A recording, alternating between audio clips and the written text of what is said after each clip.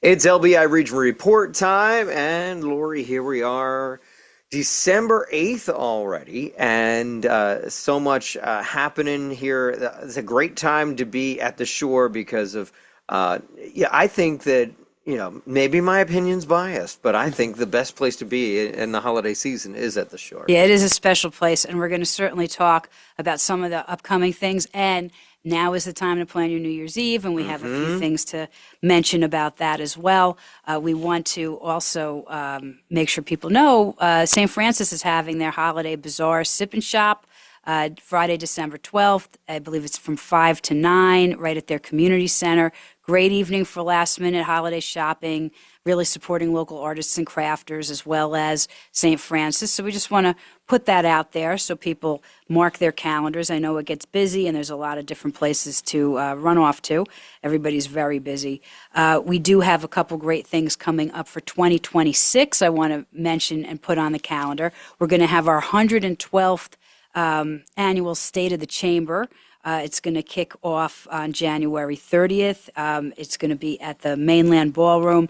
We're going to have invited speakers, all of our elected officials, and just a lot of great information for businesses and nonprofits and community leaders to really plan and get insight on what 2026 holds. And we also have our Southern Ocean Job Fair coming back. We launched it for the first time last year. It was a huge success with our county and state partners and dozens and dozens of businesses. And that's going to be March 12th from 10 a.m. to 2 p.m. also at the mainland. So some things to just mark on your calendar, the 2026. I know we don't want to rush the holidays, but these are things that people do look forward to, and they should calendar them just so they can, as they get their new calendars, they can put in some things that they do not want to miss.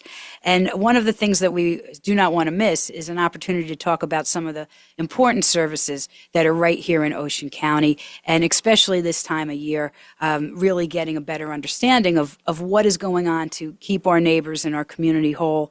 And with us is Heather deJong. She is Director of Advancement and Engagement of Meals on Wheels of Ocean County. So we're so happy for you to join us this morning, Heather. Thank you. Thank you so much for having me. I really appreciate it.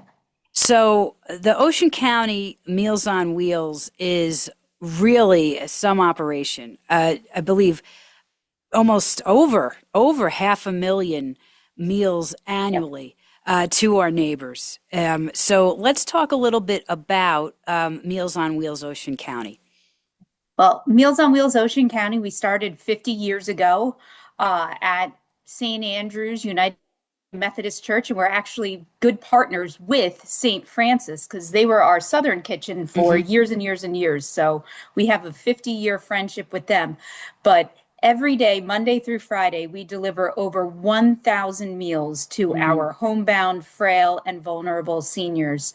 And it's really, for me, more importantly than the nutrition that they get, it's the socialization. It's the drivers saying hello. It's that wellness and safety check, because we just don't leave a meal.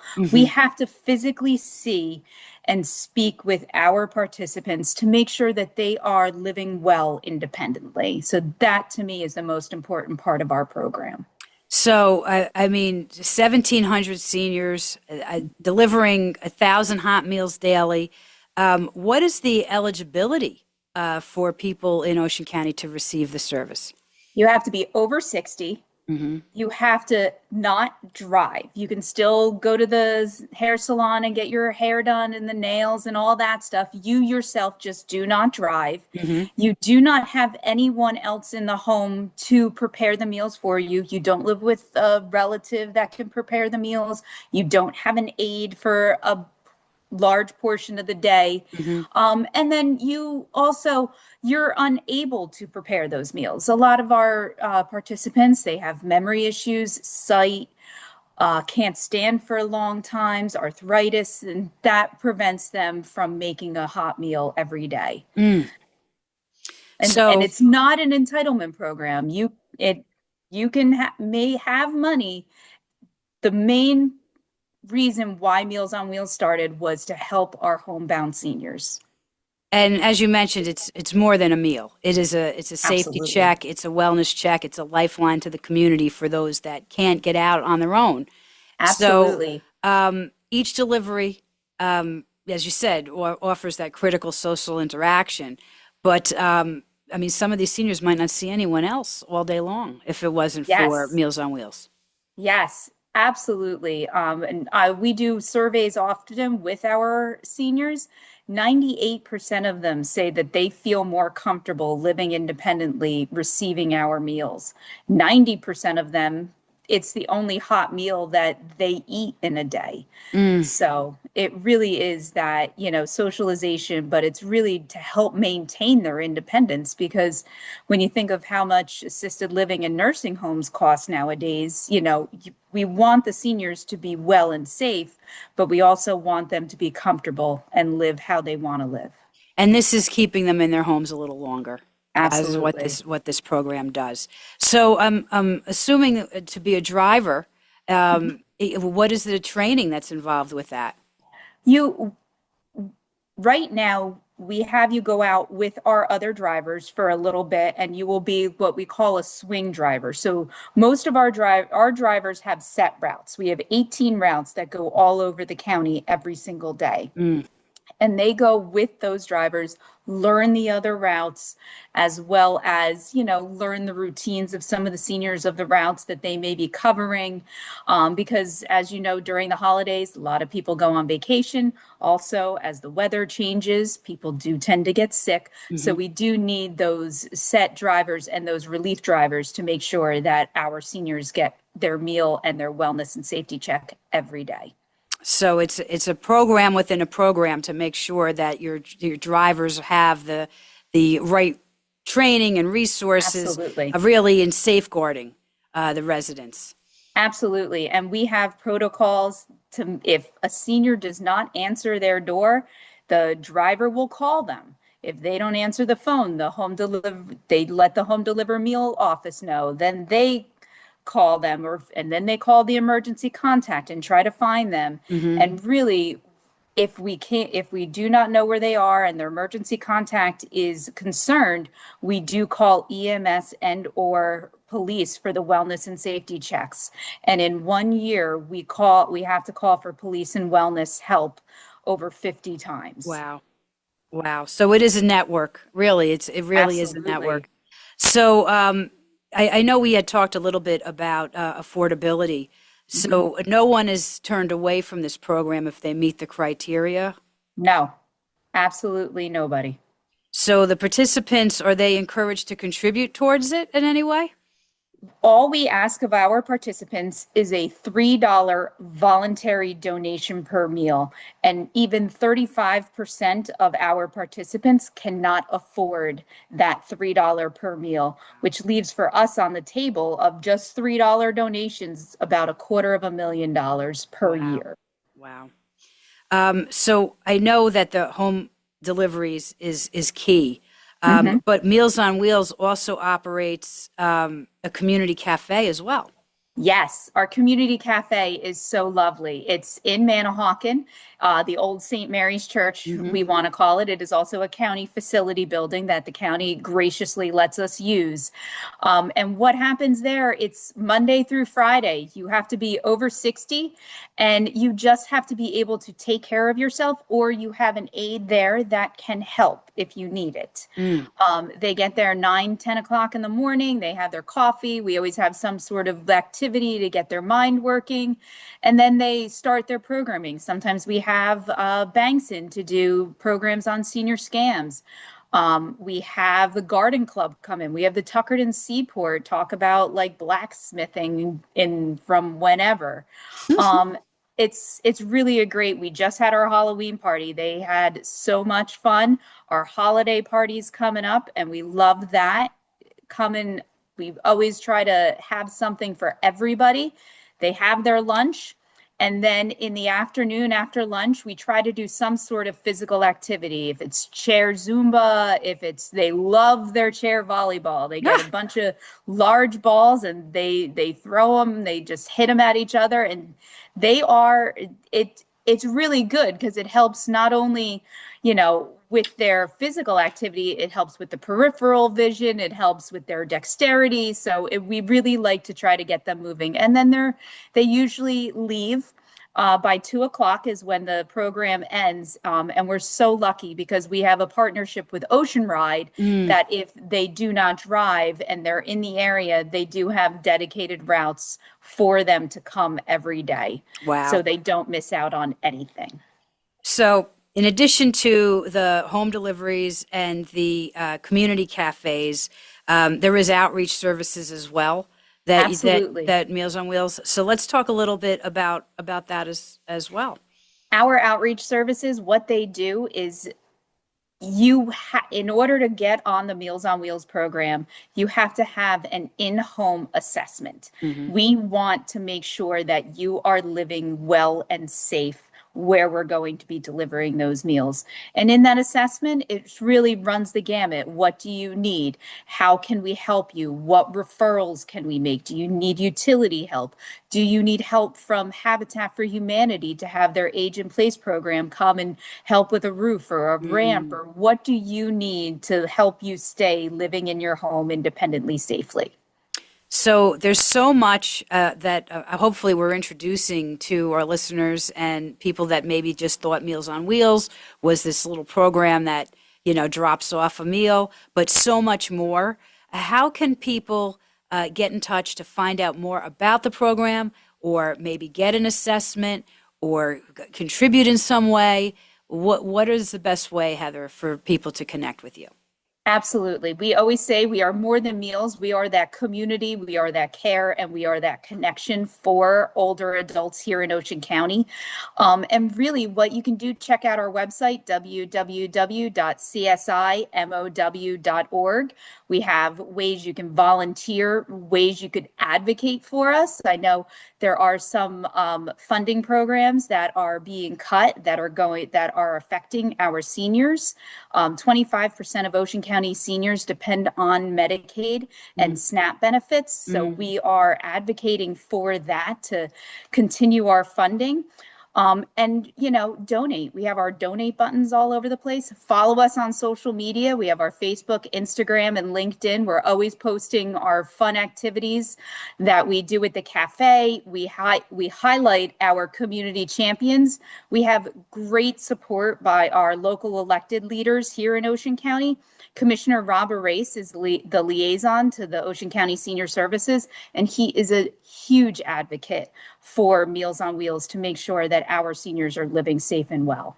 Well, and that's it. It takes everyone to get involved, and of course, raising awareness to what Meals on Wheels does is key. We have a lot of new people that live in this area, or maybe their parents live in this area, and when someone wants to perhaps get on the program, the meal delivery program or the cafe program, how long is that process for people to actually start receiving benefits? I mean, the cafe, you can call and show up the next day and we do a quick little intake with you. That number is 609-978-6866. You can just show up anywhere between 9 and 2. We will have you do the quick little assessment. And then for our Meals on Wheels, 609-978-6869. And we will have an outreach worker get right to you. And currently, we do not have a waiting list, but I have a feeling because of a lot of the cuts that are coming with some of the funding and whatnot, our services are going to be more in demand. And especially during the holidays and after the holidays, we do tend to see a little bit of a bump because, they go and visit mom and dad and they realize that mom and dad could use a little help. Yeah. And, the kids advocate and make sure that mom and dad talk with us. And we have to speak with the person that is receiving the services. We can't just talk to the kids because we have to make sure that that person is aware and does want our services. Well, we can't thank you enough, and your team, of course, for bringing Meals on Wheels to our, most vulnerable neighbors, and for keeping the, hot meals going, for keeping those wellness checks going, for the community cafe, all those things that help, again, keep people in their homes a little bit longer and keep people a little happier. And for this holiday season, we always say, there's, nonprofit support. If you want to make a donation, if you want to do something in the name of someone, maybe as a gift, consider Meals on Wheels of Ocean County, because they do spread a lot of love all year long. So thank you so much, Heather. And thank your team again. Oh, thank you. We love what we do. We have great employees, and we really appreciate the support that Ocean County gives us. Oh, absolutely. And we thank you very much for everything that you do. So we appreciate it. Thank you. So, this is just, again, another resource that we're putting out, because there's a lot of people that don't understand how much is available in Southern Ocean County. And, the Long Beach Island region is one where people think of as vacation and retirement. But, there is families living here. There are individuals living here that rely on services. And I'm so happy that Southern Ocean County Chamber is able to share what their members are doing throughout the year, and especially during the holiday season, because it is important to know that there's all this going on to help everyone. So I know that we had talked about, this is officially our last show of 2025. We'll be back in 2026, to talk again about the Southern Ocean County Chamber's 112th year, the state of the chamber, the job fair, women in business, nonprofit forums, networking, all the stuff that we love to talk about. But I guess more important is New Year's Eve. That's what we have to talk about before we sign off. Yeah, there's a lot happening New Year's Eve. The one that has become a tradition over the years has been the Bubbly Bash at the Surflight Theater. And this year is, of course, no exception to that, as we pull up the information right here from surflight.org, so you can find everything I'm talking about at surflight.org. But it is the New Year's Eve Bubbly Bash featuring David Clark and the music of Billy Joel. That's fun. Oh, yeah. David Clark does an amazing job. It's December 31st, 2 shows, 5 p.m. and 8 p.m.